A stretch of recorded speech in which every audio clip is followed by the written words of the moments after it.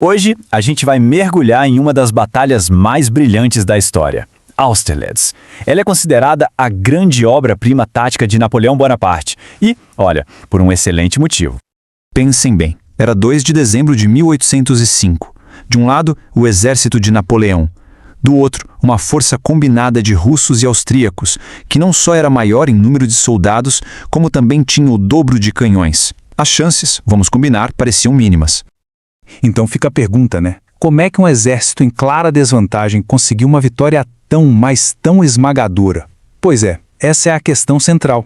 E a resposta, adianto, não está na força bruta. Está em um dos planos mais geniais e enganadores já concebidos. Vamos entender direitinho como isso aconteceu. Para a gente entender a genialidade por trás desse plano, primeiro a gente precisa dar uma olhada em quem eram os protagonistas desse drama histórico. A batalha não à toa ganhou o apelido de Batalha dos Três Imperadores. O motivo é bem claro. Estavam ali, no mesmo campo de batalha, 3 dos homens mais poderosos da Europa. Napoleão I da França, o imperador Francisco II da Áustria e o czar Alexandre I da Rússia. Era um verdadeiro confronto de titãs, sabe? Tudo isso dentro do contexto da Guerra da Terceira Coligação, formada para tentar conter a expansão francesa. E como já foi dito, Napoleão não entrou nessa luta como favorito não, muito pelo contrário. Ele tinha pela frente um problema que era quase matemático, um desafio estratégico gigantesco.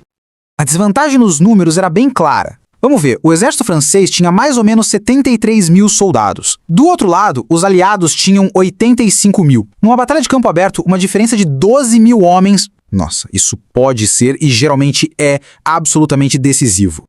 E se a desvantagem em homens já era preocupante, a de artilharia era ainda pior, viu? Dá uma olhada, os aliados tinham praticamente o dobro de canhões. O dobro! Isso dava a eles uma vantagem de poder de fogo assim massiva. Então a pergunta volta com tudo. Como é que Napoleão poderia vencer?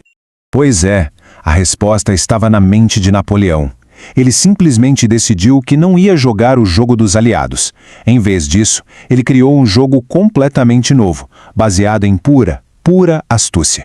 A ideia central do plano era basicamente transformar a maior força do inimigo na sua maior fraqueza. É uma jogada brilhante, principalmente do ponto de vista psicológico. Napoleão sabia que os aliados se sentiam superiores por causa dos números, então ele decidiu usar essa arrogância contra eles.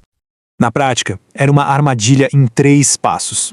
Primeiro, Napoleão enfraqueceu de propósito o seu flanco direito para parecer um alvo fácil e irresistível. Segundo, ele previu que os aliados moveriam tropas do centro para esmagar esse flanco fraco. E com isso, no terceiro passo, o coração do exército deles ficaria completamente exposto para um ataque surpresa. A isca perfeita. E a chave geográfica para essa operação toda tinha um nome, o Planalto de Pratzen. Era um platô central, mais elevado, que dominava o campo de batalha inteiro.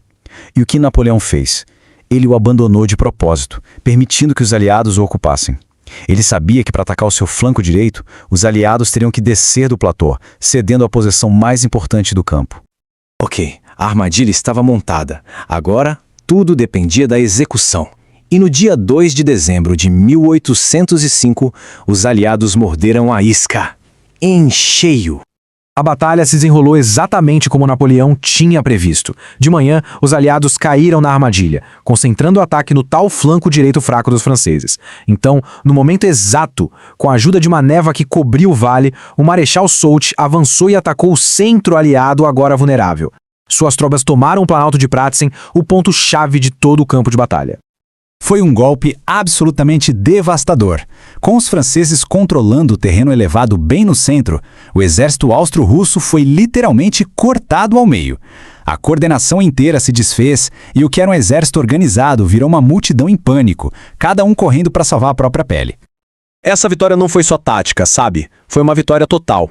E as consequências dela, bom, elas mudariam o mapa político da Europa para sempre. Do lado francês, as baixas foram de aproximadamente 8 mil homens. Agora, em contraste, do lado dos aliados, as perdas foram estimadas em 36 mil. 36 mil, entre mortos, feridos e milhares de prisioneiros. Foi uma aniquilação completa. Só essa proporção já mostra a magnitude do triunfo de Napoleão. E essa derrota em campo, claro, virou um desastre político para os aliados. A Áustria foi forçada a sair da guerra e ceder territórios, a terceira coligação contra a França simplesmente ruiu, e talvez o mais simbólico de tudo, o Sacro Império Romano Germânico, que tinha 1000 anos de história, deixou de existir no ano seguinte. Então, mais de 200 anos depois, fica a pergunta: por que Austerlitz ainda fascina tanto? Qual é a sua importância duradoura? Bom, Austerlitz se tornou o grande modelo de uma batalha decisiva. Não foi só uma vitória, foi a demonstração perfeita de como estratégia, engano e principalmente a exploração dos erros do inimigo podem superar e muito a força bruta dos números. É exatamente por isso que essa batalha é estudada até hoje nas academias militares do mundo inteiro. É um estudo de caso atemporal sobre liderança, risco calculado e psicologia da guerra. Muitas vezes é até comparada a grandes vitórias da antiguidade como a Batalha de Canas. No fim, Austerlitz nos deixa com essa pergunta fundamental, né? O que é mais poderoso? A força dos números ou a genialidade de um plano? Naquele dia frio de dezembro de 1805, Napoleão deu sua resposta definitiva. Uma resposta que ecoa até hoje.